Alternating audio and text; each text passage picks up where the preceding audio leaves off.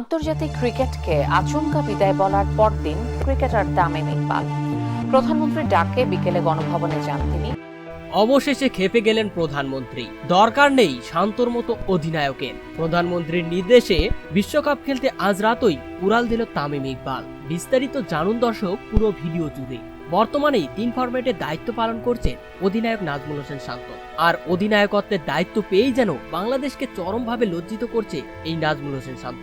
গেল কিছুদিন আগে একটু খেললেও অধিনায়কত্বের দায়িত্ব পাওয়ার পর নিজের ব্যাটিংটাও ভুলে গেছেন তিনি। সর্বশেষ যুক্তরাষ্ট্রের বিপক্ষে শান্তর বাজে অধিনায়কত্বের জন্য 2-1 ব্যবধানে হারতে হয় বাংলাদেশকেও। আর এরপরই যেন শান্তর অধিনায়কত্ব নিয়ে প্রশ্ন উঠেছে।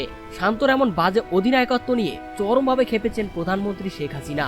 আর তাই তো এক সাক্ষাৎকারে প্রধানমন্ত্রী বলেন, শান্তর মতো অধিনায়কের দরকার নেই। বাংলাদেশকে লজ্জার হাত থেকে বাঁচাতে শান্তকে বাদ দিয়ে তামিমকে বিশ্বকাপের স্কোয়াডে অন্তর্ভুক্ত করা হোক এবং তামিমকে দেওয়া হোক দলের অধিনায়কত্ব। কেননা তামিম হচ্ছে দীর্ঘদিনের অভিজ্ঞ একজন খেলোয়াড়। সে যদি বিশ্বকাপের স্কোয়াডে থাকে তাহলে আমাদের ওপেনিংটা শক্তিশালী হবে এবং ও অধিনায়কত্বের দায়িত্বটাও ভালোভাবে সামলাতে পারবে। তো দর্শক, প্রধানমন্ত্রীর এমন নির্দেশের সাথে আপনিও কি একমত? কমেন্ট করে জানিয়ে দিন। এ নিয়ে আপনাদের মূল্যবান মতামত ভিডিওর কমেন্ট বক্সে। ধন্যবাদ।